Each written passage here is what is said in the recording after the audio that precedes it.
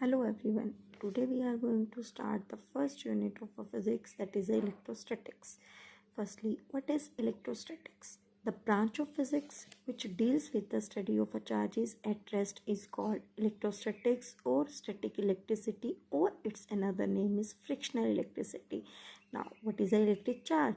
Charge is something possessed by a material objects which makes it possible for them to exert electrical force and to respond to electrical force. There are two types of charges. The one is a positive and another is negative charges. Like charges repel each other and unlike charges attract each other. Now, how the charges are produced means what is the origin of an electric charge? When two insulating bodies are rubbed against each other, the energy is required to overcome friction between them. This energy is used in removing electrons from one substance and transferring them to the other. The electrons are transferred from the material whose work function is lower to the material whose work function is higher. The material with lower work function acquires the positive charge and material with higher work function acquires negative charge. These do occur some charges in mass on charging. A positively charged body has lost some electrons and hence its mass reduces slightly, and a negatively charged body has gained some electrons and hence its mass increases slightly. Example, glass silk rubbing means glass rod rubbed with the silk cloth. Glass rod acquires the positive charge and the silk cloth will acquire the negative charge. Now there are some properties of a charging. It means the charging by induction. The first property is that is a quantization of electric charge. It is the product by virtue of which the charge on a body is the integral multiple of a basic unit of a charge of an electron or proton. Mathematically, you can say the small q is equal to plus minus of Ne, where N represents for the integral and the E represents for the charge of electron. The second property, that is a cause of quantization. That is, the cause of quantization is that only integral number of electrons can be transferred from one body to the another. You can say that is a plus minus of 2e upon 3 and plus minus of e by 3. The next property, that is a addition of a charge or additivity of charge. It is a property by virtue of which the charge of a system is obtained by addition algebraically all the charges present among in the system. Means total charge, that is a q is equal to, that is a q1 plus q2 plus q3 up to so on, that is a qn. Means we are having a n number of electrons. The next property, that is a conservation of charge. It is the property by virtue of which the total charge of an isolated system always remain conserved or constant. We already discussed the meaning of a conservation. It remain conserved, it remain constant. It is not possible to create or destroy net charge carried by any isolated system. Charges can be created or destroyed in equal and unlike pairs only. You can see the example, the gamma is equal to pair production. That is the next topic, that is a Coulomb's law. Coulomb's law, it is same as the Newton's law of gravitation. We discuss in Newton's law of gravitation the force of interaction, the force of attraction or repulsion between two bodies is the product of two masses and inversely proportional to the distance between them. Same here the force of interaction between two point charges is directly proportional to the product of charges and inversely proportional to the square of the distance between them. You can say F is directly proportional to Q1, it's a modulation sign, Q2 it's a modulation sign upon inverse square. It means when you know that when we have to remove the sign of proportionality, you have to provide the constant. Here the constant is a k. We will provide the value to here. You can say Q1, Q2 means the product of two charges will be greater than 0. It means if both the charges will be positive or both the charges will be negative, the force of attraction will be repulsion. If one charges will be positive, another will be negative, then the product of the two charges will be less than 0, the force will be attractive force. Now K is a constant, that is a value of K depends upon the nature of a medium separating the charges and on the system of units. The K system, the K value is in SI unit, that is a K is equal to 1 upon 4 pi epsilon naught. It's a epsilon naught. Epsilon naught means absolute electrical permittivity, and its value is 1 upon 4 pi epsilon naught. The whole value is 9 into 10 raised to power 9 Newton meter square per coulomb square. In CGS unit, its value is K is equal to 1, and epsilon naught means absolute permittivity of free space. If epsilon naught will be there, means naught will come here, it is in a free space. If you will consider the epsilon only, it is in a medium. If this is a epsilon R, means absolute permittivity, relative absolute permittivity, means it will compare the two relative absolute permittivity. Now we are having the force F is equal to 1 upon 4 pi epsilon naught Q1 Q2 upon R square.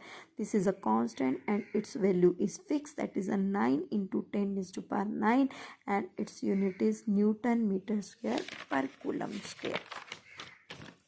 Now we are having the value of epsilon naught. This is already we discussed. This is a absolute permittivity of free space, and its value is 8.85 into 10 raised to power minus 12 coulomb square per Newton per meter. How we can find the unit of this? You can say F is equal to 1 upon 4 pi epsilon naught Q1 Q2 upon R square. You have to find the value of 1 upon 4 pi epsilon naught. It means this is equal to F into R square upon Q1 into Q2. The force unit is Newton, distance unit is meter square, and the charge unit is coulomb square. It means Newton meter square per coulomb square. Newton meter square per coulomb square, and it is a reverse of this. You can say its unit is reverse coulomb square per Newton and per meter square. It's per meter square. Now the next topic is we will discuss in vector form the Coulomb's law in vector form. We will make a diagram. Firstly, it is in x, y, z axis. We will consider the two charges. One is at the position A, that is a Q1 charge. Second is at the P, that is a Q2 charge.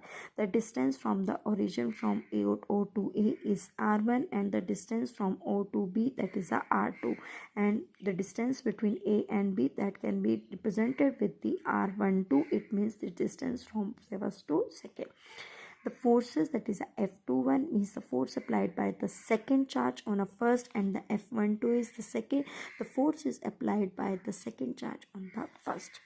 Now using triangle law, vectors, that is a OA means OA plus AB is equal to OB, because this is a OA, AB, this is equal to OB. It means you can say R12 is equal to R2 minus R1. Similarly, you can write that is a R21 vector is equal to R1 vector minus R2 vector. Unit vector in specified direction, because it is a magnitude. Unit vector, that is a R12 vector upon magnitude of R12. R12 vector, that is a R21 upon R21. Now we will write the value, that is a F12 is equal to 1 upon 4 pi epsilon. Now F12 is equal to 1 upon 4 pi epsilon naught Q1 Q2 R21 square, unit vector of R21. And similarly the F21, the vector F21 is equal to 1 upon 4 pi epsilon naught Q1 Q2 R12 square R12 unit vector.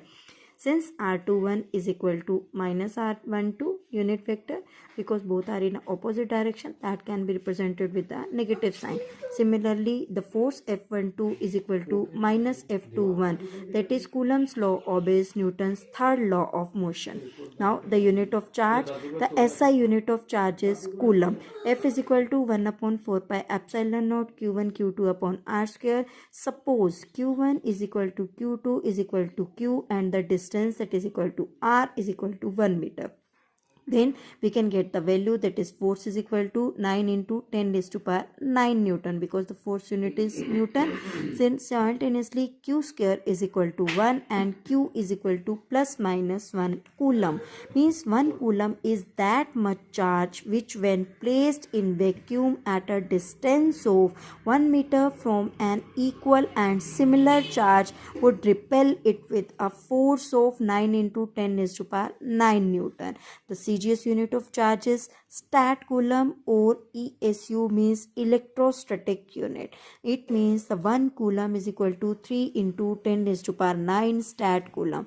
Another unit of charge is EMU means electromagnetic unit, and the value of this is equal to 1 electromagnetic unit is equal to 110 coulomb.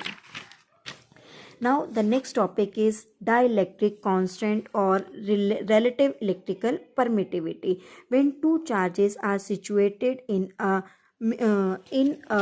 medium other than free space, the force between them is given by Fm is equal to 1 upon 4 pi epsilon naught.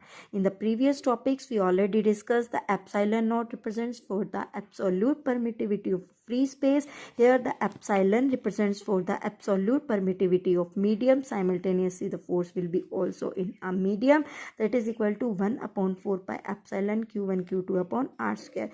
These charges when separated in vacuum with same distance, then the force is given by F naught is equal to 1 upon 4 pi epsilon naught. Here the medium is replaced with the vacuum, then 1 upon 4 pi epsilon naught Q1 Q2 upon R square. Divide 2 and 1 equation, we will get F naught upon Fm is equal to epsilon upon epsilon naught. It means that is equal to, we will give the name, that is a epsilon naught R. It means relative electrical permittivity, where K is called the dielectric constant. In vacuum the K value is equal to 1. It is relative electrical permittivity, and you can write the formula, that is Fm is equal to F naught upon K. Fm will come here and the K will go in a down. It means Fm is equal to F naught upon K. The next topic is superposition principle. According to this principle, the total force on any charge due to a number of other charges at rest is the vector sum of all the forces on that charge due to the other charges. You can write the formula, F naught is equal to F01 plus F02 plus up to F0n. It is for the number of charges, n charges. You can write the formula, F naught is equal to 1 upon 4 pi epsilon naught Q0 Q1 upon R10 square R10. We can write the formula, that is 0. It means the 0 will come here, that is represented for the origin part, plus Q0 Q2 upon R20 square R20 unit vector simultaneously for the n particle.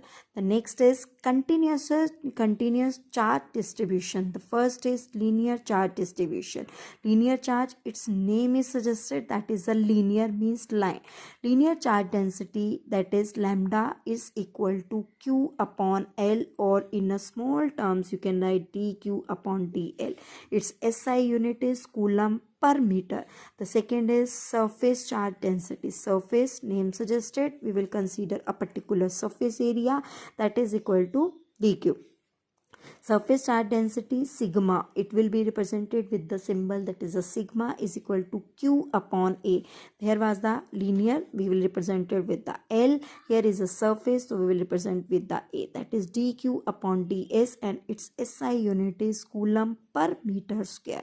The third one is a volume charge distribution. We will consider about the volume. The volume charge distribution, that is rho is equal to Q upon V. Here dQ upon dV, and the SI unit is coulomb per meter cube.